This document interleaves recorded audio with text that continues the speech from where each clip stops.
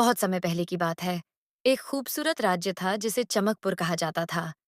इस राज्य की राजकुमारी अनाया अपनी सुंदरता और बुद्धिमानी के लिए जानी जाती थी। लेकिन हाल के दिनों में अनाया कुछ परेशान रहने लगी थी।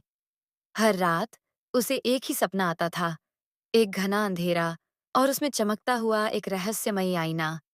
उस आईने से एक धीमी आवाज आती थी, अगर तुमने मेरा रहस्य जान लिया तो तुम्हारा राज्य सुरक्षित रहेगा, लेकिन अगर तुम असफल हुई तो सब नष्ट हो जाएगा।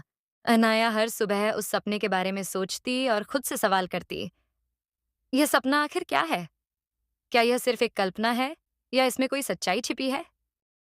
उसने अपनी दादी रानी सरस्वती से बात करने का फैसला किया। रानी सरस्वती केवल एक दादी ही नहीं थीं, बल्कि एक अनुभवी जादूगरनी भी थीं। वह अपने समय में जादू और रहस्यमय शक्तियों के बारे में काफी कुछ जान चुकी थीं।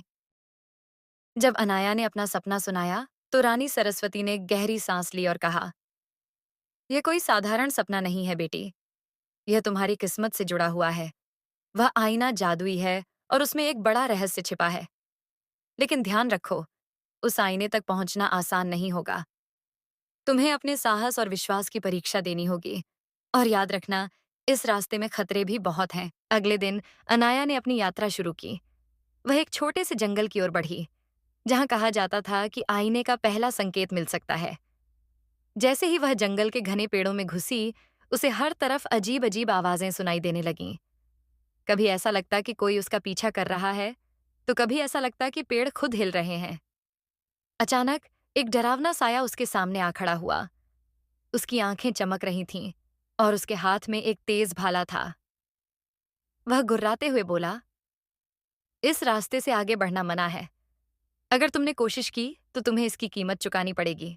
साया उस पर हमला करता है और अनाया अपने कौशल से उससे लड़ाई करती है।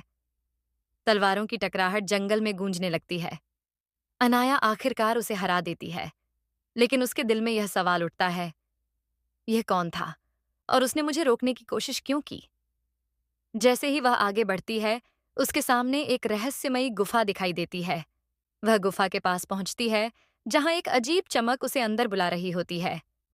वो शख्सियत कहती है, अगर आईने का राज जानना चाहती हो तो अपनी सबसे बड़ी कुर्बानी देनी होगी। यहाँ जैमल सोच में पड़ जाती है। क्या वो अपनी ताकत कुर्बान करेगी या अपनी सल्तनत?